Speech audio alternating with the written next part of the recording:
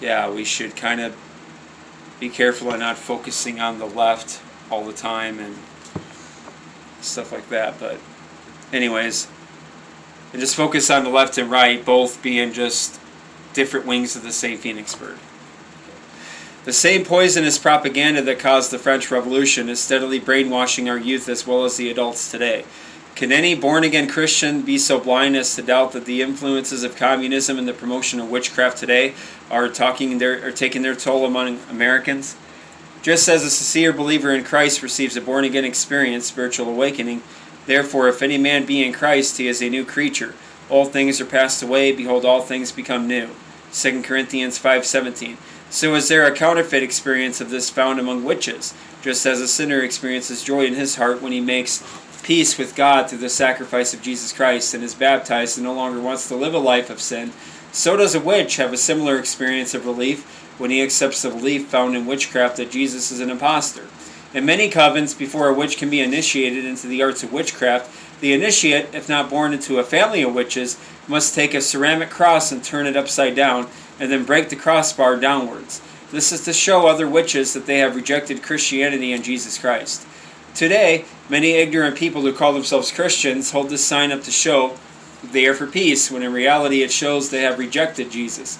The reason the name peace was tagged on this evil sign is derived from the peace witches say they get after a new initiate shows his rejection of Christianity and when he practices the arts of witchcraft. This art of using gullible Christians to promote witchcraft propaganda is done through subliminal warfare. The Bible reveals to its reader what God is like, but we all, with open face, beholding as in a glass the glory of the Lord, are changed into the same image from glory to glory, even as by the Spirit of the Lord. 2 Corinthians 3:18. When the reader studies the life of Jesus Christ from the Scriptures, the Holy Spirit illuminates his inner thoughts with an image that his own life will begin to imitate. God will mold little by little the character of a wicked person into reflecting the righteousness of God, which was seen in the life of Jesus.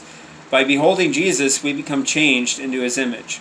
It was in 1947 that America was awakened slightly from her deep sleep to see what the communists were up to. However, America would just open her eyes a little, then fell back into a deeper sleep than before.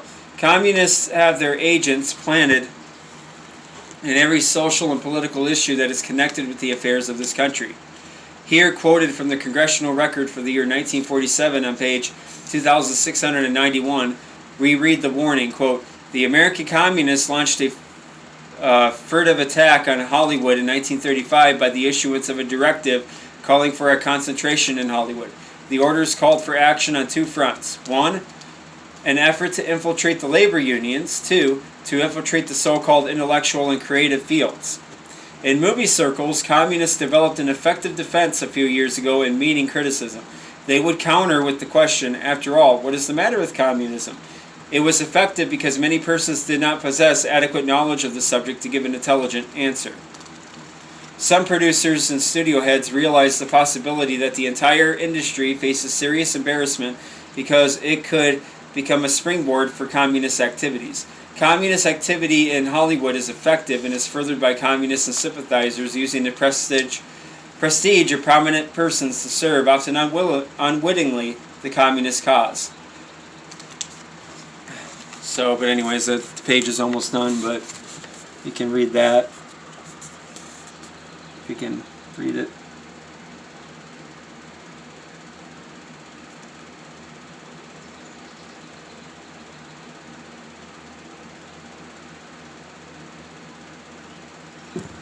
Okay.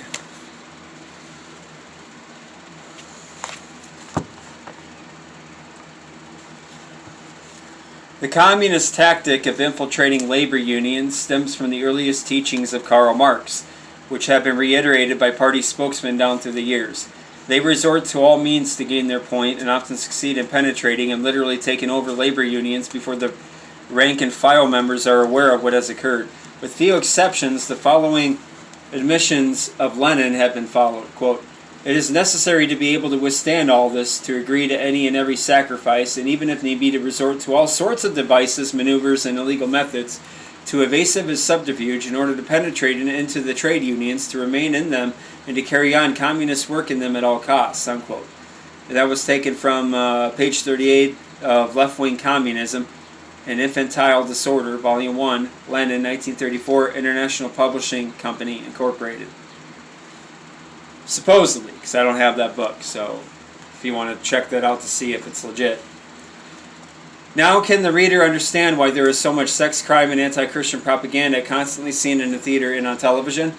The average American citizen is completely unaware of the communist plot to program the American people into accepting socialism by degrading Christian principles and exalting sodomy, because all of the networks of television and radio, the magazines and newspapers are controlled by these same conspirators who are running communism. To see that these things are so, let us now examine the history of how communism began to infiltrate the American society and how the House of Rothschild connected American New York bankers with the Illuminati. Now, shortly before Karl Marx began to write the Communist Manifesto, another Illuminist in America published a book that also outlined the plans of Adam Weishaupt. His name was Clinton Roosevelt, a direct ancestor of Franklin D. Roosevelt. His book was called The Science of Government, Founded on Natural Law. In it, Roosevelt had some of the same philosophies shown in Adam Weishaupt's writings, quote, that the men of the Illuminati are to be regarded as the most perfect and enlightened of men, unquote. And in his book, Roosevelt outlined the plans of the Illuminati for the regimentation of all mankind. In other words, enslavement of the vast populations of the world. To accomplish this whole world was to eventually be reduced to what we studied earlier during the French Revolution. Des Griffin quotes a statement made by Clinton Roosevelt about how Roosevelt felt about our Constitution. Quote, a leaky vessel which was hastily put together when we left the British flag, unquote. He also stated his atheistic and blasphemous feelings toward our Creator in his book by saying, quote, there is no God of justice to order things outright. If there be a God, he is a malicious and revengeful being who created us for misery, unquote. Clinton Roosevelt published his book in 1841. Before this Illuminati propaganda was published to poison the minds of Americans, another Illuminist played maybe even more of a part in spreading poison to degrade the morals of the American people. This Illuminist was sent to the United States from England, like a Christian missionary is sent to a foreign land to preach the gospel of Christ. She arrived in New York in 1818 and later in 1828 through 1829 held a series of lectures among American Illuminists. Now, remember, the word communist was not used before by Illuminists to describe this movement until Karl Marx wrote the Communist Manifesto in 1844 to 1848. But here we will learn the word communist actually derived from and what these Luciferians' real plans are for America.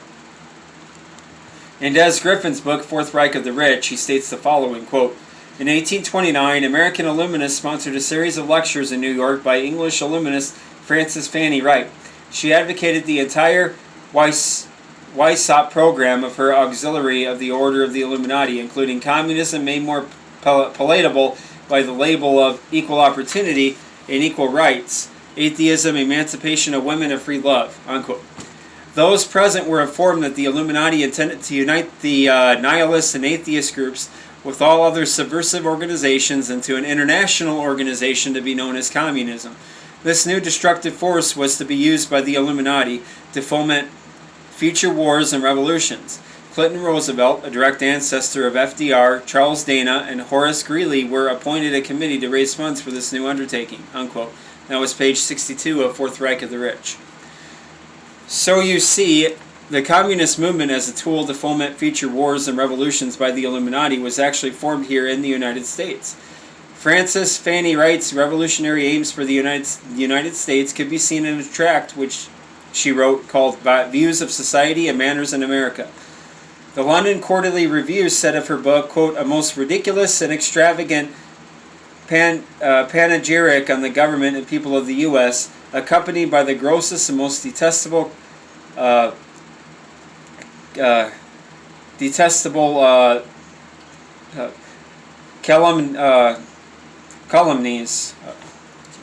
How to spell it? Calumnies. For some reason, my mouth is just having an issue saying that word. It's very simple, though. Calumnies. So it's calumnies. Or, yeah, against the country. I'm going to imagine you could substitute the word acts with In the mid-1800s, Albert Pike emerged to join this Luciferian conspiracy. As we learned earlier, Albert Pike became the most recognized leader and author of Freemasonry. He was also the head of an order that promoted the exaltation of Lucifer, who were called the Palladists, which most Christian Masons never knew about. In 1834, Giuseppe Mazzini, the Italian revolutionary who was appointed by the Illuminati to be its director after Adam Weishaupt died, appointed Albert Pike to head the operations of the Illuminati in the United States. Eventually, Mazzini and Pike divided between them the work that was to be done to carry on this one-world government conspiracy planned earlier by Adam Weishaupt. Pike took control of the theosophical side of their operations, while Giuseppe Mazzini was in charge of the political side of the order. To further their goals to destroy the Christian religion and to promote a Luciferian one-world government, Pike, as the head of the ancient and accepted Scottish Rite of Freemasonry, organized another order of Freemasonry called the, quote, New and Reformed Palladian Rite, unquote.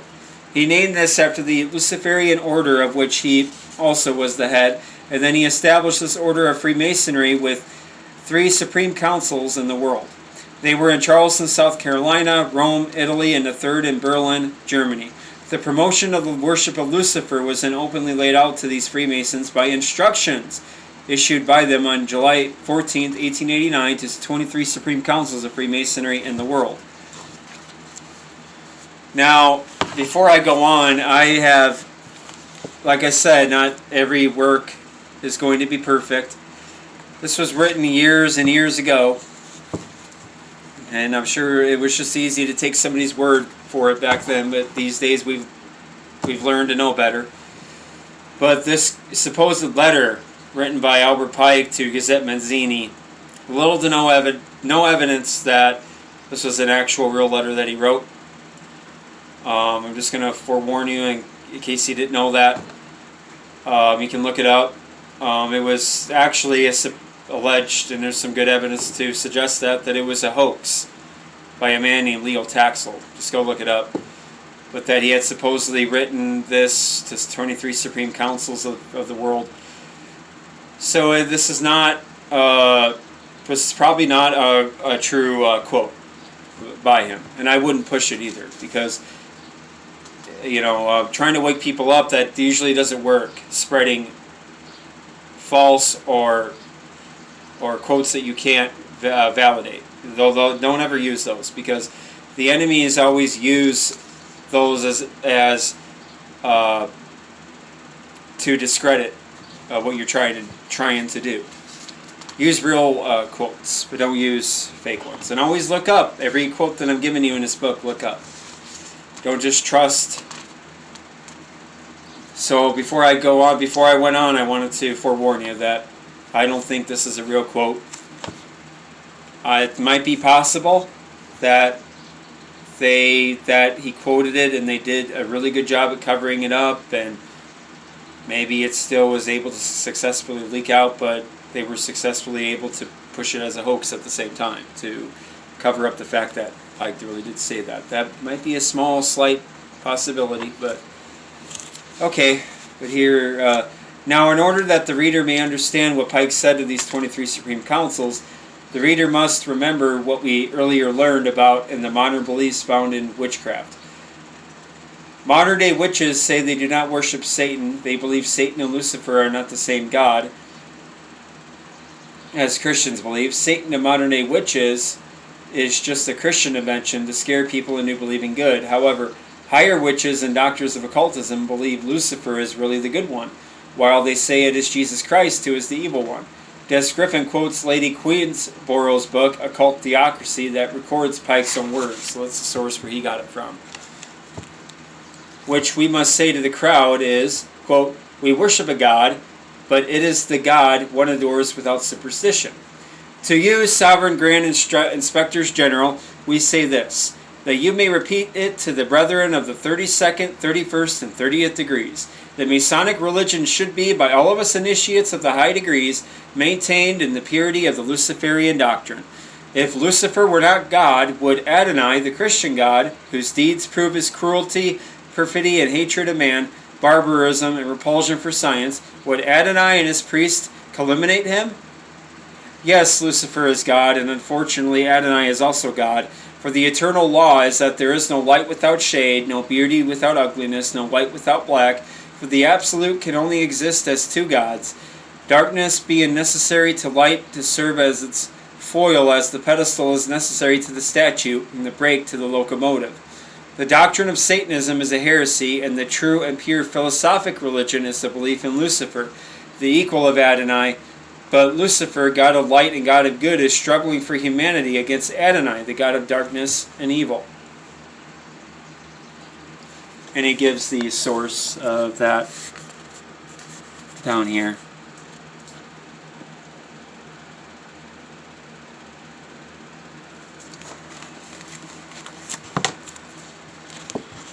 Here's another shocking quote from this apostle of Lucifer that will all sincere Christians or non-Christians everywhere better become aware of.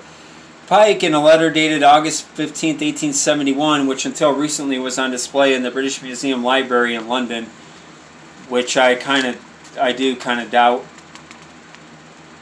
Again, this might just be misinformation. Just letting you know that.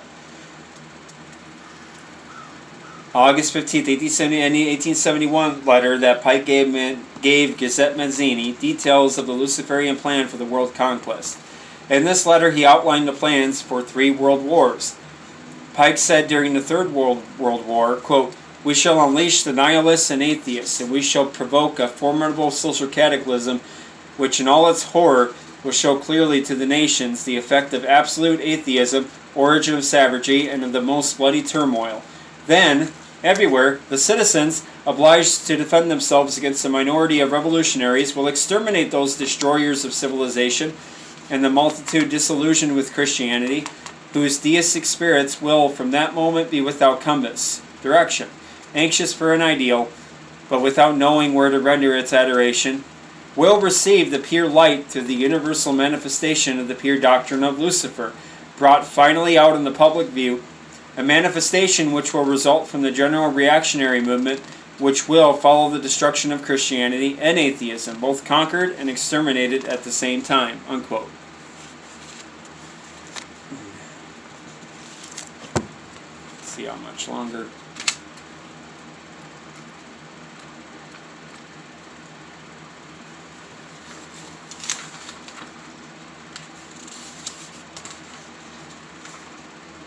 I'm just giving a moment here, a break. Just looking to see. The conclusion looks like it's, but I think I might read up to page 249. It's just the conclusion, and he mainly gets into Bible prophecy. And like I said, he already got into enough Bible prophecy, the author. And like I said, you can always purchase this book and read the conclusion yourself and believe it, not believe it. Quoted in Fourth Reich of the Rich, Griffin, page 71 and 72. "Now can the reader see who is behind this Charles Manson family, motorcycle gangs, some rock groups, Hollywood and television high interest rates, feminist movements, civil rights organizations, labor unions that are degrading the American people into different hate factions to that of the French Revolution? The Bible predicted this revolutionary force as the beast that ascends out of the bottomless pit. But we live in a time where we can examine this movement inwardly because history says it's been working behind the scenes to bring these plans around since the French Revolution. We can trace their footprints in history to show where they begin and where they lead and who they are. To plainly stated, all the footprints from Adam Weishaupt's time to our time will lead us to the doors of a ring of international bankers who control the world's wealth and have the same beliefs as Albert Pike. Under them is a network of industrialists, scientists, military, political leaders, educationalists, economists, and entertainers. It is a well-known fact that international bankers have financed nations to fight against each other. Where do you think the countries get their money to buy tanks, guns, uniforms, etc., to arm their nations for war? They borrow from international bankers. International bankers have financed both sides of countries at war with each other. They care not who wins, because while the nations are borrowing huge amounts of money to kill each other, international bankers make huge amounts of money from the interest charges they make the nations pay. They also have the power to control the outcome of the war by simply cutting out the flow of money they lend. So under the threat of war, International bankers have used their power to gain or increase control over governments. By keeping a nation in debt to them, they are in a position to demand a voice in the government affairs of that nation. However, another goal which they have already achieved is to control all the world's monetary systems. Here we will learn how American bankers connected with the Rothschilds and the history behind the Federal Reserve trap. Gary Allen, in his book None Dare Call It Conspiracy, points out that in Karl Marx's Communist Manifesto, one of the planks written for world conquest was to get control of the monetary systems. Gary says, quote, Lenin later said that the establishment of a central bank was 90% of communizing a country. Such conspirators knew that you cannot take control of a nation without military force unless that nation has a central bank through which you can control its economy, unquote. None Dare Call It Conspiracy, Gary Allen, Concord Press, 1971, page 41 and 42. It was on May 1st, 1776 that Adam Weishaupt, backed and led by the House of Rothschild, formed the international revolutionary force called the Illuminati, which later became known as communism. Now, the revolutionary slogan for the Illuminati in Latin was Novus Ordo Seclorum, which means a new order for the ages, which comes from the philosophies of astrology. As we saw earlier, the insignia on the back of a dollar bill with the all-seeing eye was a witchcraft sign found among the Masons, which the Illuminati was a part of shortly after the Americans signed the Declaration of Independence on July 4th, 1776. Americans are made to believe that the Roman numerals MDCCLXXVI on the pyramid, which add to 1776, is to celebrate Independence Day of July 4th, 1776. But reader, nothing could be further from the truth about this matter. This occult sign with its slogan Novus Ordo Seclorum is to commemorate the founding of the Illuminati on May 1st, 1776, not the 4th of July. And it is not by chance that the eagle, which was a symbol for Lucifer to the ancients, it was known as the phoenix, is now used as a symbol of the office of the President of the United States, which according to Bible prophecy will speak as a dragon. Revelation chapter 13, verse 11. To show some more subliminal warfare of the devil by his people, let us look at the number 13 to see its importance to these conspirators. The number 13 to witches is the most powerful magical number in practicing warlockery. As established earlier, witch covens today have usually 13 members in number, but do vary. When witches cast spells to injure people or cure them, 13 witches stand within the pentagon, the center of the five-pointed star, and call on spirit guides, familiar spirits talked about in Deuteronomy 18:11, which are in reality demons, and the witches control them to do their bidding. The demon appears in the center of the hexagram, the six-pointed star, which the deceived modern Jew calls the Star of David. Reader, now take a very close look in the back of your $1 Federal Reserve note. Not only is the phoenix eagle displayed there, but look closely at the stars over the eagle's head. Notice there are 13 stars. Look how they are arranged. It is not by chance that these 13 stars from the hexagram, which by the way is the most evil sign in witchcraft, Americans are made to believe that these 13 stars represent the 13 original colonies. However, if the reader will again look closer into this great seal of the United States, he will discover that those who designed this seal did not display this magical number 13 by accident. Note the number of times 13 is used. 1. The hexagram formed by 13 pentagrams, stars. 2. The eagle breast shield has 13 stripes. 3. There are 13 berries on the olive branch in the eagle's right talon. 4. There are 13 arrows in the eagle's left talon. 5. There are 13 leaves on the olive branch. But for the record, the reason again for the witchcraft signs found on the back of the $1 Federal Reserve note is because the 6 men who had a part of its design were Ben Franklin, John Adams, Thomas Jefferson, Francis Hopkinson, also the designer of the flag, Charles Thompson, and William Barton. As stated earlier, more than 50 of the signatories of the Declaration of Independence were earlier Masons or Rosicrucians and were identified with the esoteric sciences, the occult.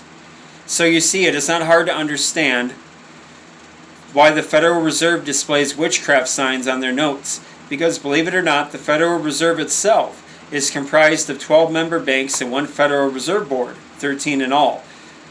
The reader will be shocked to know that the Federal Reserve is not a U.S.-run institution. and we will get into that in the next video here.